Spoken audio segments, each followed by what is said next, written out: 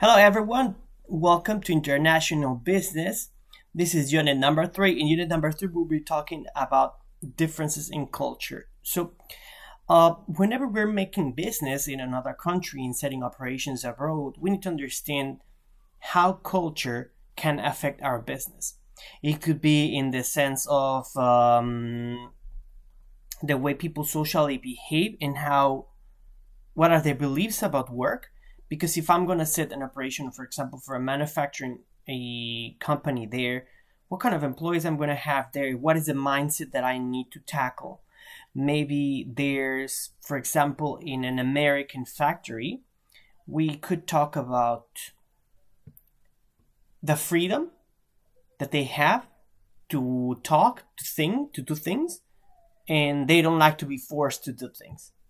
Whereas as we talk in Vietnam, perhaps it's a very different approach. It's a society that is very focused on hard working and doing things diligently, finishing at X or Y time. It might be a different mindset. It could be a European mindset where, again, democratization of the speech is evident. Like, for example, in the Netherlands, where the speech is often regarded as communication, and this communication is good for business.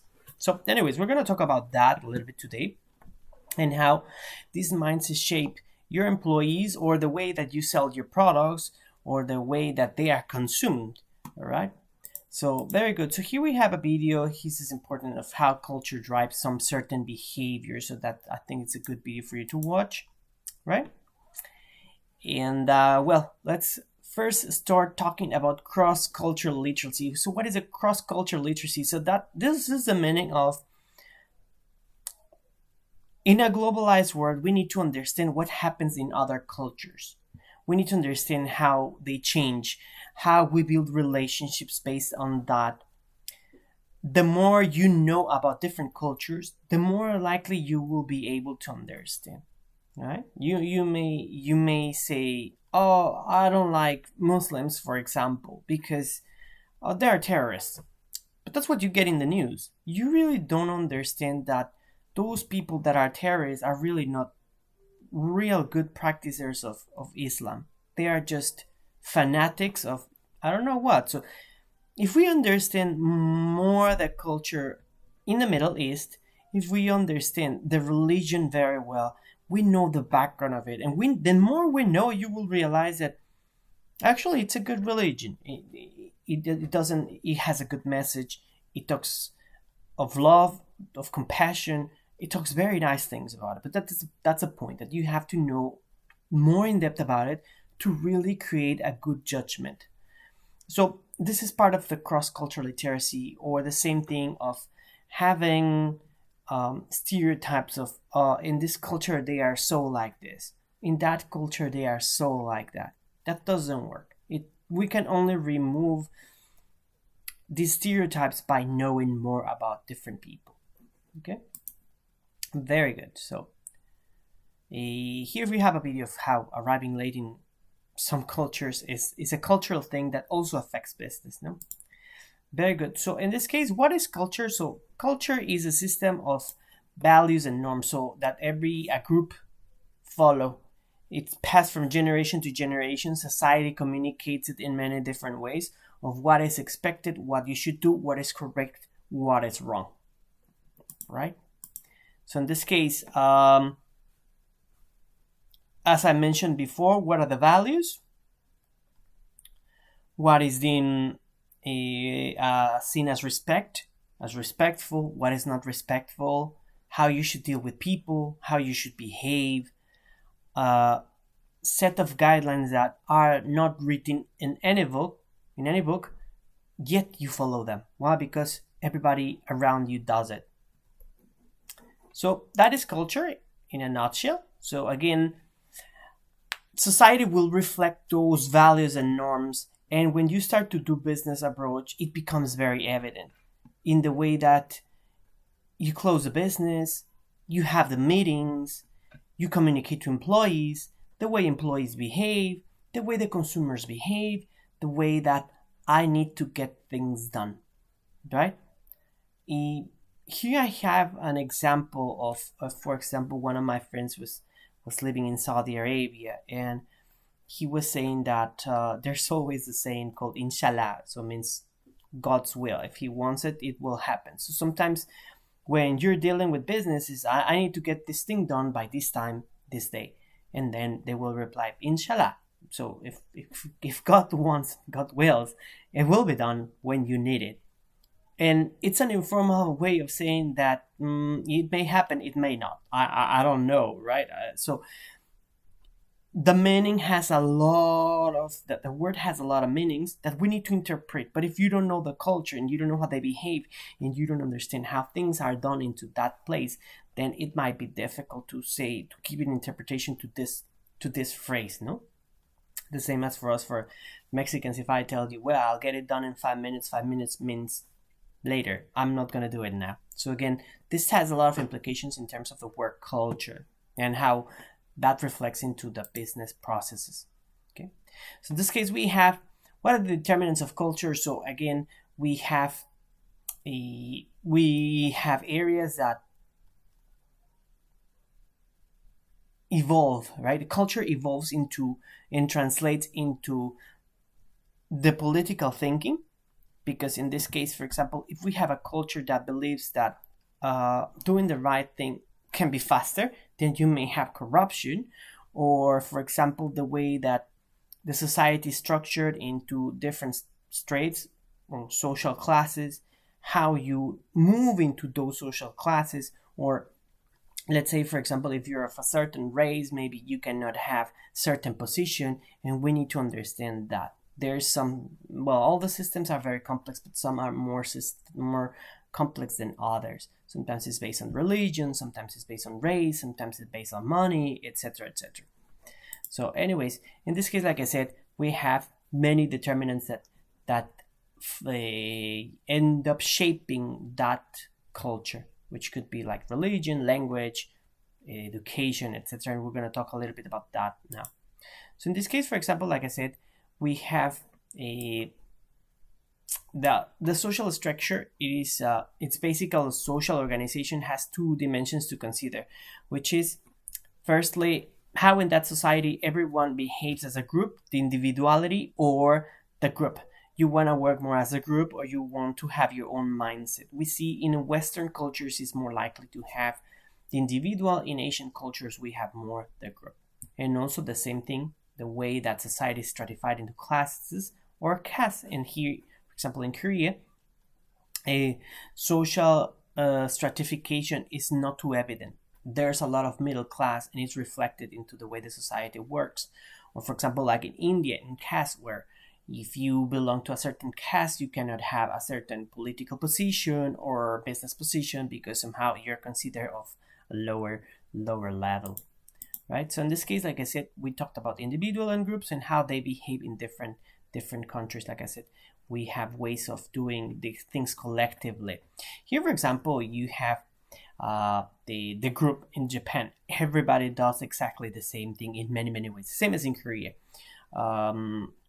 But let's take the example of Japan in this case. For example, when it comes to business attire is always black suit, white shirt, black tie. That's it. It's like a uniform, right? So in this case, it's expected that you behave that way, because if you have a suit that is blue, or perhaps that tie that is red, people may look at you and say, well, I don't know, he's not complying with this. Whereas when we talk about Western cultures, we see the individual expression is very important. This is me, this is the way I am, and I'm not going to change to comply with a group. It's a bit more of a, let's say, it's a subversive idea of going against the norm. So anyways, in this case, we're talking about social stratification, which is, it depends on the country, which is how much money you have, or what kind of education that you have, where you studied. It changes from country to country. So in this case, we also have to think whether in certain countries the ability to move between different social strata can you, in Korea, for example, if you work hard, if you study hard, and based on meritocracy, you can move to the next level. But there are some societies that it will be almost impossible. The moment that you are from certain religion or from a certain racial group, there's no way you can do it in society. So this affects again, because in business we have to think. For example, if I think of, I like this guy as a manager, but he comes from this social strata that perhaps doesn't allow him, I can put him in there. But the problem is whether the people is gonna follow him, because they may pose some antagonism to him because he's not from this social status, or etc., etc. And that happens everywhere. Again, this leads also to discrimination, and we have to be very careful also in terms of business. What are the discrimination laws according to different countries? In different countries, they operate in very different ways. So anyways, again, I talked already about the social mobility, how you move up and down depending on what kind of relationships you have. Here, for example, when we talk about social mobility, for example, in China, we can talk about the guanxi, the relationships. You will move in the society according to the relationships that your parents have, the friends that they know, the cousins that you may have, and that happens in some certain society, like for example in China, but in Western cultures that may not happen, right? You may have to move by your own means. So here, for example, in China, you may be born with a golden spoon, while in some other countries, you may have to do it on your own. Okay, so again, there's always social stratification, regardless of which country we're talking about. There will be divisions. Like I said, it can be in terms of you studied more, or you studied also same as me, but I studied in Hongmin University, you studied in unknown university, and that makes a difference, right? Let's go to something different, also religion. And it comes again as an ethical system. So what is deemed to be right or what is to be wrong? What religion dominates in that country, and does it permeates already into the way the society believes or moves or so? No. So in this case, for example, when we talk about my country's majority is Christians or Catholic, and so the society will behave in many ways following those Christian principles. And the same thing, like I said, last week we talked about, for example, Middle East. In the Middle East, there's a lot of people that follow Islam. So in this case, also it permeates into the political system, into the economic system, and we have to understand how that can affect our business as well. Okay? Here we have a little bit of how religions are spread, and so anyways, that one you can take a look of it. Another thing that influences language is the communication, unspoken and spoken. Language, the way you speak it, whether it has some kind of connotations or inferences, or whether it's direct or how it's indirect. For example, in many Asian countries, directness is not important. You should go and say it politely, round the bushes, and you don't say the reality. But in some Western countries, directness is appreciated. Whereas if you do it here, you may seem as rude. So in this case, we have to understand how the language is spoken, the meanings of some certain things, so on, and how we follow those rules. Okay? So in this case, we can talk about also communication when setting business abroad, whether the employees are going to be able to speak English or not. Will I need a translator, and what are the implications of them not speaking the language that I want to impose? If I am, let's say, a Danish company and I want all my employees to speak Danish, but it's not a major language, so we may be using English, and that means we need to translate all the manuals into English, and of course there will be some areas that perhaps are not perfectly translated, or perhaps the message doesn't cross very well.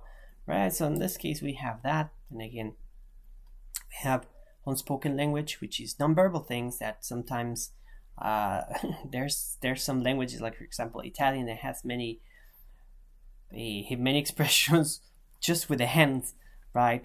Or it can be a wink, right? It's a wink, etc. And then, of course, those are also ways that talk about it. Or, for example, personal space or facial communication. Personal space in some countries is very important, in some others not. For example, in India, personal space is very limited as compared to some other Western countries.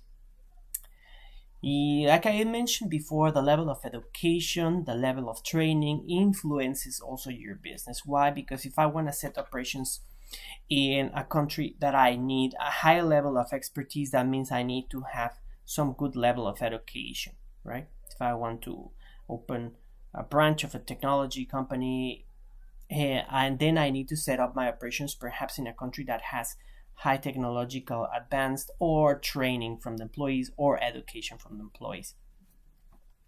Here, for example, you can see the case of many technology companies. They set operations in India because they know that a lot of IT professionals come from there. So in this case, that cluster of education works well into that country. That works well, right? The same case, if I just want to set a manufacturing, maybe I can open in a country that perhaps has less educational skills, because in the end, what I want is a cheaper labor, right? So in this case, we have how the culture and business comes together. Here we have the Hofstede isolated 5 dimensions that summarize in different cultures. So first of all is power distance, which is how can I approach my boss. Let's look at the case of Korea. In Korea, power distance is long. I cannot say anything to my boss.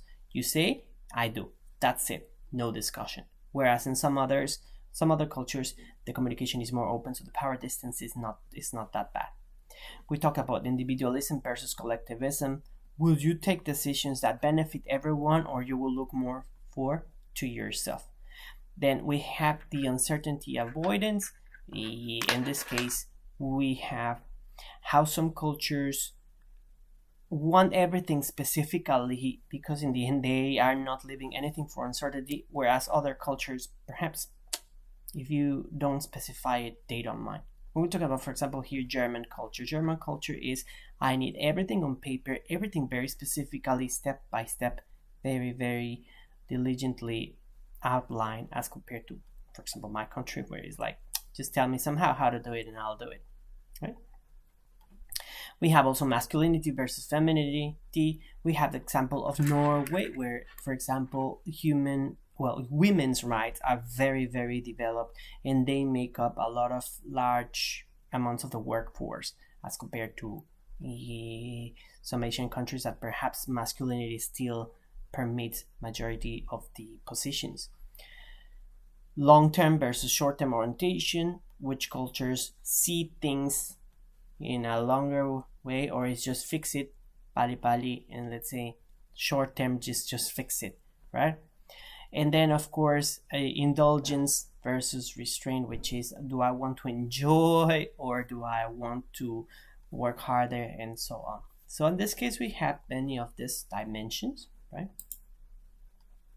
And then, of course, these representations, these dimensions influence a lot the working relationships that we're going to establish into a certain culture in another country. We need to understand that cultures are changing and are evolving. Nowadays, because of internet, cultures are becoming homogenized. They became very similar, and they start to want to copy other cultures and leave aside their personal identity. So we need to understand how that is shifting and how we can use that to our advantage. So in this case, cross-cultural literacy and competitive advantage. If you here, I'm just gonna close today the lecture with a very common, a good comment in here, which is, the more you know about a certain culture, how they behave, how they react, what they do, and you foresee how they possibly react to things, you can set better operations in a different country. You can estimate what could possibly happen. You can create competitive advantage because you know how to use those human resources to the best. If it's a culture that requires a lot of, let's say for example, social interaction with food, and then you set a canteen where they can come enjoy, you provide the food for you, maybe it's a cost, but it relates into better communication, into better areas of performance of the employees, and that's gonna work very well, because in the end, like I said, you spend some money in their food, but you will see results in their productivity, the communication, etc. So again, knowing more gives you the power in other countries to perform better. So that's all for today. If you have any questions, please make sure you submit them through your Kakao Talk, or you can submit them also to me via email. Thank you so much, and I'll talk to you next week.